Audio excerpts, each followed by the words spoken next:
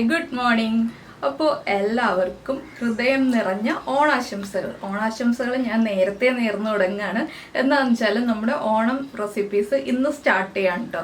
ഞാൻ നേരത്തെ നിങ്ങൾക്ക് ഈ ഓണം റെസിപ്പീസുകളൊക്കെ ഷെയർ ചെയ്താലല്ലേ നിങ്ങൾക്ക് ഓണമാകുമ്പോൾ ഈ റെസിപ്പികളൊക്കെ പ്ലാൻ ചെയ്ത് നേരത്തെ തന്നെ ഓണത്തിന് മുന്നേ തന്നെ പ്ലാൻ ചെയ്ത് ഈ ഒരു റെസിപ്പികൾ ചെയ്യണോ അല്ലെങ്കിൽ വേറെ റെസിപ്പികൾ ചെയ്യണോ എന്നൊക്കെ ഒന്ന് പ്ലാൻ ചെയ്യാൻ പറ്റുള്ളൂ. അതുകൊണ്ടാണ് നമ്മൾ ഇന്ന് മുതൽ ഓണം റെസിപ്പികൾ അപ്ലോഡ് ചെയ്യാൻ പോകുന്നത്. അപ്പോൾ ഇന്നത്തെ നമ്മുടെ റെസിപ്പി എന്ന് പറയുന്നത് തംബ്നെയിൽ കണ്ടപ്പോൾ തന്നെ നിങ്ങൾക്ക് എല്ലാവർക്കും മനസ്സിലായിട്ടുണ്ട്, പായസമാണ്. ഓണം റെസിപ്പി എന്ന് പറയുമ്പോൾ നമ്മൾ എല്ലാ വർഷവും പായസത്തിൽ മധുരത്തോടു കൂടിയാണ് തുടങ്ങുന്നത്. ഇന്നത്തെ ഒരു സിമ്പിൾ പാൽപ്പായസമാണ് കേട്ടോ. എല്ലാവർക്കും വളരെ എളുപ്പത്തിൽ ഉണ്ടാക്കാൻ പറ്റുന്ന ഒരു പാൽപ്പായസം. അപ്പോൾ എങ്ങനെയാണ് നമ്മുടെ പാൽപ്പായസം തയ്യാറാക്കുന്നത് നോക്കാം. നമുക്ക് നമ്മുടെ ഇൻഗ്രീഡിയൻസ് നോക്കാം. ഞാനിപ്പോൾ 1/4 കപ്പ് ഉണക്കലരി എടുത്തിട്ടുണ്ട്. ഉണക്കലരി തന്നെ എടുക്കുകയാണ് ഏറ്റവും നല്ലത്. അതുപോലെ തന്നെ 5 ടേബിൾ സ്പൂൺ മുതൽ 6 ടേബിൾ സ്പൂൺ വരെ പഞ്ചസാര ചേർക്കാം കേട്ടോ, നമ്മുടെ മധുരത്തിനനുസരിച്ച്. ഞാനിതിപ്പോൾ എടുത്തിരിക്കുന്നത് 6 ടേബിൾ സ്പൂൺ പഞ്ചസാരയാണ്. 1 ലിറ്റർ പാലെടുത്തിട്ടുണ്ട്. 1 ടീസ്പൂൺ ബട്ടർ വേണം.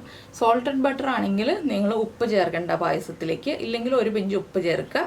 അൺസോൾട്ടഡ് ബട്ടർ ആണെങ്കിൽ മാത്രം ഉപ്പ് ചേർക്കേണ്ടി വരുള്ളൂ. അപ്പോൾ ഞാൻ എടുത്തിരിക്കുന്നത് സോൾട്ടഡ് ബട്ടറാണ്, അതുകൊണ്ട് ഉപ്പ് ചേർക്കേണ്ട ആവശ്യമില്ല. അപ്പോൾ ഇത്രയാണ് നമ്മുടെ ഇൻഗ്രീഡിയൻസ്. ഏലക്കപ്പൊടി വേണമെങ്കിൽ 1 പിഞ്ച് ചേർക്കാം. ഞാനിപ്പോൾ 1 പിഞ്ച് ഏലക്കപ്പൊടിയും കൂടി ചേർക്കുന്നുണ്ട്. അത് ഓപ്ഷണലാണ് കേട്ടോ. ഞാനിവിടെ 1 ലിറ്റർ പാല് തിളപ്പിച്ച് വെച്ചിട്ടുണ്ട്. അങ്ങനെയാകുമ്പോൾ നമുക്ക് പായസം ഉണ്ടാക്കാൻ എളുപ്പമുണ്ട്. പിന്നെ 2 കപ്പ് വെള്ളം വേണം. 240 ml കപ്പിൽ 2 കപ്പ് വെള്ളമാണ് ഞാൻ എടുക്കുന്നത്. അപ്പോൾ നമുക്ക് ആദ്യം ഈ അരി ഒന്ന് കഴുകിയെടുക്കാം. നമ്മളിപ്പോൾ ഒരു കുക്കർ എടുത്തിട്ടുണ്ട്. കുക്കറിലേക്ക് നമ്മൾ കഴുകി വൃത്തിയാക്കിയ അരി ഇട്ട് കൊടുക്കുക. നിങ്ങൾക്ക് കൂടുതൽ ക്വാണ്ടിറ്റി വേണമെന്നുണ്ടെങ്കിൽ എല്ലാ ഇൻഗ്രീഡിയൻസും ഡബിളാക്കി എടുക്കുക കേട്ടോ. അത്ര ഇതിൽ ചെയ്യേണ്ട കാര്യമുള്ളൂ. ഇതിലേക്ക് നമുക്ക് ഈ 2 കപ്പ് വെള്ളം ഒഴിച്ചിട്ട് വേവിച്ചെടുക്കുക. ഞാനിതിപ്പോൾ 3 വിസിൽ വരുന്നത് വരെയാണ് വേവിച്ചെടുക്കാൻ പോകുന്നത്. പിന്നെ ഇതിൽ പ്രത്യേകം ശ്രദ്ധിക്കേണ്ട ഒരു കാര്യം എന്താണെന്ന് വെച്ചാൽ നമ്മൾ ചോറ് വയ്ക്കുന്ന കുക്കറിലായിരിക്കണം ഈ അരി വേവിക്കേണ്ടത്. നമ്മൾ പായസം വയ്ക്കുന്നത് ചോറ് വയ്ക്കുന്ന കുക്കറിലാണ്, കറി ഉണ്ടാക്കുന്ന കുക്കറിലല്ല. അപ്പോൾ ചോറ് വയ്ക്കുന്ന കുക്കറിൽ തന്നെ ഈ അരി വേവിക്കുക. ബാക്കിയുള്ള കാര്യങ്ങൾ നമ്മൾ ഈ ഒരു കുക്കറിൽ തന്നെയാണ് ചെയ്യുന്നത്. അപ്പോൾ കുക്കറിൽ 3 വിസിൽ വരട്ടെ. അപ്പോൾ നമ്മുടെ റൈസ് ഇതാ കുക്കായി. കുറച്ച് വെള്ളം ബാക്കിയുണ്ട്. ഇത് നല്ലതാണ്. നമുക്ക് ഇത്രയും വെള്ളം ബാക്കിയില്ല എന്നുണ്ടെങ്കിൽ നിങ്ങൾ കുറച്ച് വെള്ളം തിളപ്പിച്ച് ഒഴിച്ചോളൂ. ഇതിലേക്ക് നമ്മൾ എടുത്ത് വെച്ചിരിക്കുന്ന പഞ്ചസാര ചേർക്കാം.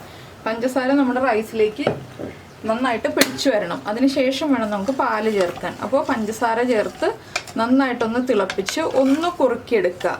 പഞ്ചസാര നന്നായിട്ടൊന്ന് മെൽറ്റായി അരിയിലേക്ക് ഒന്ന് പിടിച്ചു വന്നതിന് ശേഷം നമുക്ക് പാല് ചേർക്കാം. ഇനിയുള്ളതെല്ലാം ഹൈ ഫ്ലെയിമിൽ വെച്ച് തന്നെ ചെയ്യാം കേട്ടോ. ലോ ഫ്ലെയിമിൽ വെച്ച് ചെയ്യേണ്ട, ഹൈ ഫ്ലെയിമിൽ വെച്ചിട്ട് തന്നെ ചെയ്യാം. പഞ്ചസാര ഒന്ന് മെൽറ്റായി പിടിച്ചു വരട്ടെ.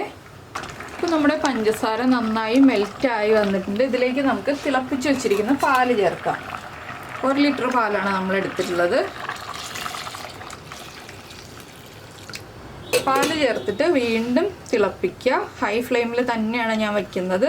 ഇത് തിളച്ചൊന്ന് കുറുകി വരണം. അപ്പോൾ നമുക്ക് ഏലക്കപ്പൊടി ചേർക്കാം. ഏലക്കപ്പൊടി ഞാൻ പറഞ്ഞല്ലോ ഓപ്ഷണലാണ്, വേണമെങ്കിൽ ചേർത്ത് കൊടുക്കുക. അപ്പോൾ പാലൊന്ന് നന്നായിട്ട് തിളച്ച് കുറുകി വരട്ടെ. നമ്മുടെ പായസം എന്താ കുറുകി റെഡി ആയി വന്നിട്ടുണ്ട്. ഞാൻ ഫ്ലെയിം ഓഫ് ചെയ്തു കേട്ടോ. ഇത്രയും കുറുകിയാൽ മതി. ഇനി ഒരുപാട് കുറുകി പോവണ്ട. എന്താണെന്ന് വെച്ചാൽ നമുക്ക് ഗ്ലാസ്സിൽ ഒഴിച്ചു കുടിക്കാൻ പാകത്തിലാണ് ഞാനിപ്പോൾ റെഡിയാക്കി എടുത്തിട്ടുള്ളത്. നമുക്ക് ഇലയിൽ ഒഴിച്ച് കഴിക്കാൻ പാകത്തിലാണെങ്കിൽ കുറച്ചുകൂടി കുറുക്കിയെടുക്കാം. ഇനി ഇത് കുറച്ചുകൂടി ഒന്ന് കുറുകി വരും, ചൂട് മാറി വരുമ്പോൾ. അതുകൊണ്ടാണ് ഇപ്പോൾ ഫ്ലെയിം ഓഫ് ചെയ്തത്. ഇനി നമുക്കിതിലേക്ക് കുറച്ച് ബട്ടർ ചേർത്ത് കൊടുക്കാം. വളരെ കുറച്ച് മതി, ഒരുപാട് ബട്ടറൊന്നും വേണ്ട. പിന്നെ നമ്മൾ ആഡ് ചെയ്യാൻ പോകുന്നത് ഒരു 2 പിഞ്ച് ഏലക്കപ്പൊടി. ഇത് ഓപ്ഷണലാണ്, വേണമെങ്കിൽ മാത്രം ചേർത്താൽ മതി.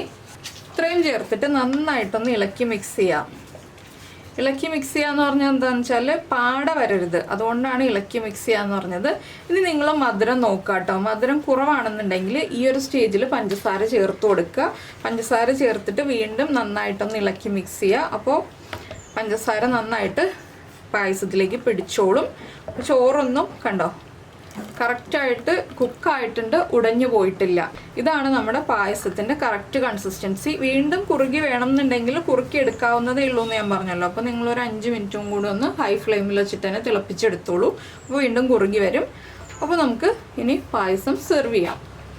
അപ്പോൾ ഇതാ നമ്മുടെ പായസം സെർവ് ചെയ്ത് കഴിഞ്ഞു. അപ്പോൾ എല്ലാവരും ചെറിയ ചൂടോടുകൂടി ബോളിയുടെ കൂടെ ചേർത്ത് കഴിക്കുക. ബോളിയുടെ കൂടെ ചേർത്ത് കഴിക്കുമ്പോൾ നല്ല ടേസ്റ്റാണ്. ഇല്ലെങ്കിൽ ഗ്ലാസ്സിൽ ഒഴിച്ച് കഴിക്കുക. അപ്പോൾ എങ്ങനെയാണെന്ന് വെച്ചാൽ കഴിക്കുക. നിങ്ങളുടെ അഭിപ്രായങ്ങളൊക്കെ നമ്മുടെ വീഡിയോയുടെ താഴെ കമൻറ്റ് ചെയ്യുക. അപ്പോൾ എല്ലാവരും പാൽപ്പായസം ഉണ്ടാക്കുമല്ലോ. അപ്പോൾ കണ്ടല്ലോ എല്ലാവരും, പായസം വളരെ സിമ്പിൾ അല്ലേ? അപ്പോൾ ഇതുപോലെ പായസം തയ്യാറാക്കിയിട്ട് ഇഷ്ടമായി കഴിഞ്ഞിട്ടുണ്ടെങ്കിൽ ഈ വീഡിയോയുടെ താഴെ ഒന്ന് കമൻറ്റ് ചെയ്യാം കേട്ടോ. പായസം ഇഷ്ടമായോ, എല്ലാവരും ഓണത്തിന് ഈ പായസം ഉണ്ടാക്കിയോ ഇല്ലയോ എന്നൊക്കെ. അപ്പോൾ എല്ലാവർക്കും ഇഷ്ടമായി എന്ന് വിചാരിക്കുന്നു. നമുക്ക് നമ്മുടെ അടുത്തൊരു റെസിപ്പിയുമായിട്ട് നാളെ കാണാം.